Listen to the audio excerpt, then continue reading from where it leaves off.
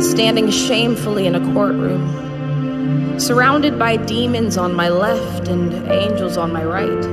Satan as the persecutor, holding millions of records about my life, and God sitting on a throne with a mighty gavel in his hand. I had no lawyer. Placed on trial for things such as lying, stealing, and fornication. For this was the beginning of my tribulation, for there was no reason to plead an innocent statement, for all the evidence was sitting right there with Satan. The demons smiled as tears rolled down the judge's eyes, for they clearly knew that now was the hour of my demise. But wait.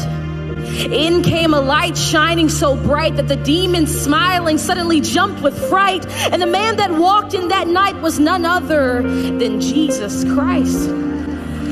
Darkness departed to give way, and glory was all the angels could say. As the man that walked in that night pulled out a lighter and immediately set Satan's records against me on fire. He took the sentence file and erased my name, looked at me in the eyes and said, "Daughter, I'll take the blame." Handcuffs were placed on this man and he was thrown to the ground. The entire courtroom gasped at this horrendous sound, and the sudden seized the beat of his heart. The man that walked in glowing had now become dark. I did this to him. My lying, my stealing, my cheating, and he took the pain and spent 3 days in the hell that I was to go to for eternity. I left the courtroom that day, and there was nothing I could say. I was found innocent, for Christ handled the debt that I was to pay. This type of love is more than you could give to a girlfriend, boyfriend, husband, wife. This man died for me. I owe him my life. And even though my life is not at all worth it, how could you ever trade preference for perfect? See, I gave my life to Christ and suddenly picked up a mop.